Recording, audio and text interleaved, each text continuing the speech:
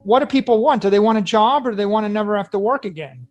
If what you want is Social Security, and you want to be able to retire early at age 40 and paint and live with your family and enjoy your life, you don't want cheap pizza, and you don't want free streaming YouTube and Netflix. That's patronizing. I don't want to work till I'm 80 and have cheap YouTube. What I want is to work till I'm 40, buy a bond, and stop working. Welcome back, guys. This is Matt with Cryptic Crypto, and I hope you enjoyed that short clip of Michael Saylor. He is the CEO of MicroStrategy. And back in late 2020, he bought 77,000 Bitcoin and kicked off the beginning of mainstream companies starting to buy cryptocurrencies. In today's episode, we're going to go over crypto assets, which you should buy based off your risk tolerance and what percentage of your portfolio you should allocate to each coin in order to help your quest to early retirement. This will be a basic tutorial basically for newcomers to the crypto space. And I made this because I was looking back on myself back in 2017 and thinking of what kind of videos that I would have liked back at that time.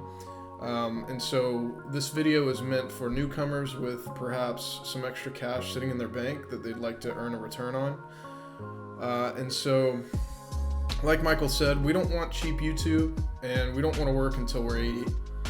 We want accretive assets that appreciate faster than the US government is debasing the dollar. So we're trying to find accretive assets basically above a 15% yield per year. So if that sounds interesting to you, please like the video, subscribe to the channel, and hit the notification bell to get all the latest content. Let's jump into it.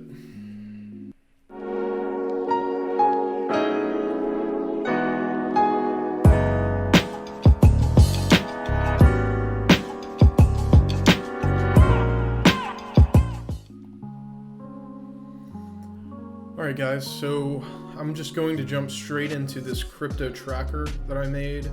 A couple of weeks ago, I wanted to get all of my cryptocurrency holdings in order and in a better format for me to understand what my allocations were and to basically track this on a day-to-day basis.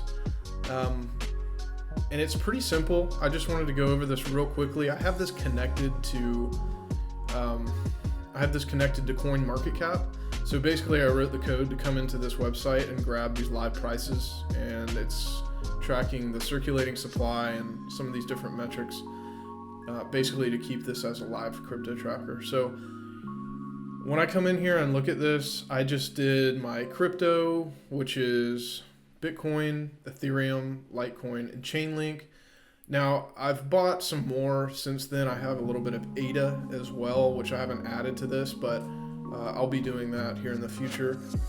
So other than that, I also wanted to incorporate my BlockFi platform that I hold it on, because I think it's important to be able to track your APY per year.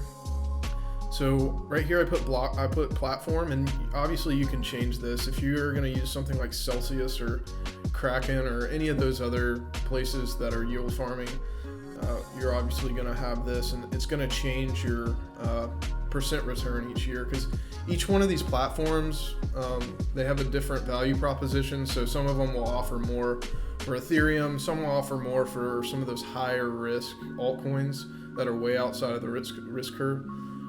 But for this video's sakes, we're just going to focus on BlockFi because that's what I use.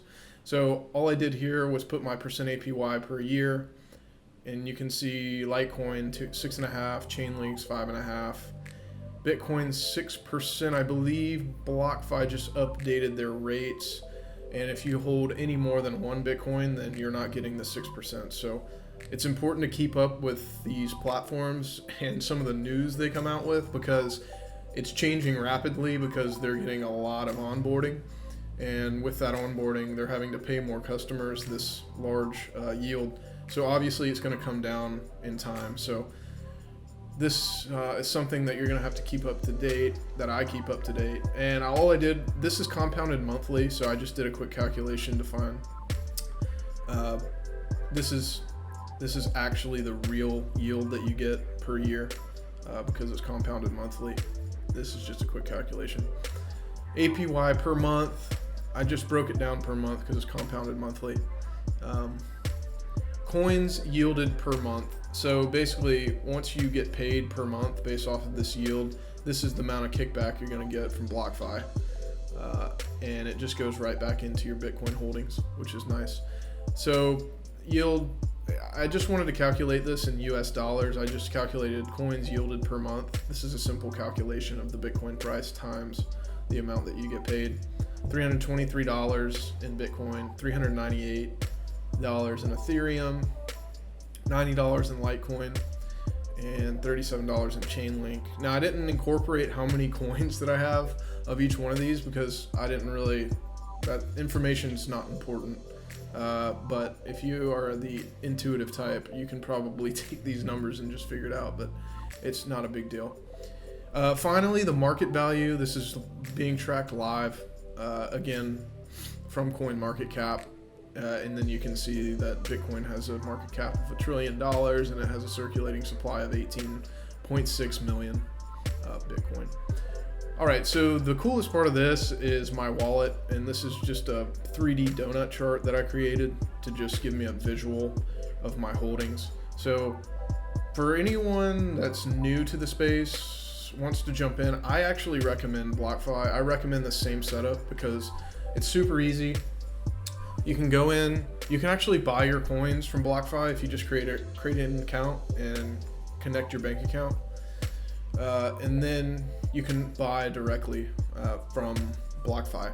So here's what I have. Chainlink, I have 4.5%. Obviously Chainlink costs less. It's about $39 per coin. Litecoin's about 10%. These are further out the risk curve, so I have a smaller allocation. Bitcoin, 35.8%. Now this used to be over 55%. But with the recent Ethereum run up, you can see that my Ethereum holdings are now over 50%. And this is because Ethereum this year has seen a lot higher gains than Bitcoin. The risk return on Ethereum has been a lot higher. So there's a little bit more risk with Ethereum. The technology has not been fully rolled out. They're doing updates to it. There's a lot of issues, high gas fees, just more risk in where it's going to go. People basically know what they're getting with Bitcoin. It's a fixed supply, it's a value proposition, and that's what it is. And that's why it has $1 trillion market cap. But if you look at this, I think this is a proper allocation. I think if you're just coming into the space and you have $10,000, I think I would do about 6,000 to Bitcoin, 3,000 to Ethereum, and then 10,000 to other altcoins. Now you can choose Chainlink or Litecoin. I like Chainlink a lot, but you can go further out the risk curve with those. The reason why there's a smaller allocation is Ethereum is because I don't think you're going to have to hold as much to get the kind of return that you want on Ethereum this cycle. So if you allocate only say 30% of your portfolio to it, it may turn into about 50% of your portfolio by the end of the year. So that's why, and then you'll have to readjust if you want that Bitcoin to be your largest holding again. So anyways, guys, this was just a quick overview.